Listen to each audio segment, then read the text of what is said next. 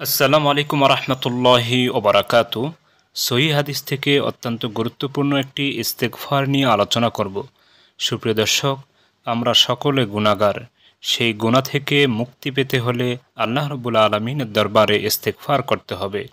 কোন শব্দ দিয়ে কখন কিভাবে ইস্তেগফার করবেন তাহা আমাদের প্রিয় নবী সাল্লাল্লাহু আলাইহি সাল্লাম বলে দিয়েছেন, শিক্ষা দিয়েছেন। সুপ্রিয় দর্শক, আসুন আমরা আজকের ইস্তেগফারটি শিখি। যে ইস্তেগফারটি পড়ার সাথে সাথে হাদিসে এসেছে আল্লাহ রাব্বুল আলামিন বলেন ক্ষমা করে দেওয়া হয়েছে।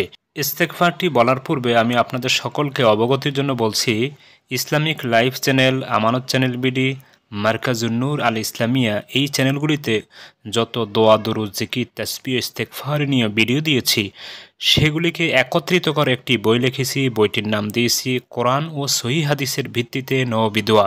সুপ্রিয় দর্শক, বইটিতে 700 সহিহ দোয়া, দরুদ, জিকির, তাসবিহ, ইস্তেগফার রয়েছে।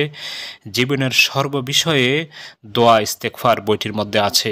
কোরআনুল কারিমে যত দোয়া, ইস্তেগফার নবীদের উল্লেখ করা হয়েছে সবগুলি উল্লেখ করা হয়েছে, আনা হয়েছে এই বইটিতে। আশা করি আপনারা বইটি সংগ্রহ করবেন।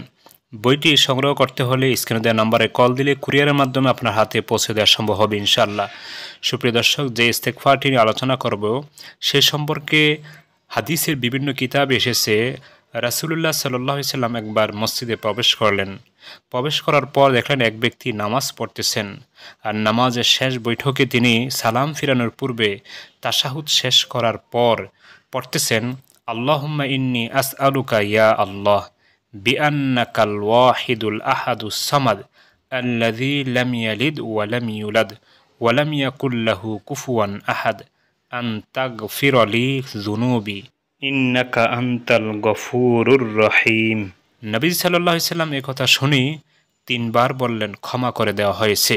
সুপ্রিয় দর্শক, কত ভাগ্যের বিষয় যে ইস্তেগফারটি পাঠ করার পর নবীজি নিজেই বললেন ক্ষমা করে দেওয়া হয়েছে। সুপ্রিয় দর্শক, তাই এই ইস্তেগফারটি আমরা যে কোনো নামাজের সালাম ফিরানোর পূর্বে একবার পড়তে পারি। আল্লাহ রাব্বুল আলামিন ক্ষমা করে দিবেন। ইস্তেগফারটির অর্থ হলো, হে আল্লাহ, আমি আপনার কাছে চাই। হে আল্লাহ, আপনি তো সেই সত্তা যিনি এক ও একক এবং অমুখাপেক্ষী, যিনি কাউকে জন্ম দেননি এবং তাকেও কেউ জন্ম দেয়নি, আর তার সমতুল্য বা সমকক্ষ কেউ নেই। আপনি গুনাহগুলোকে মাফ করে দিন।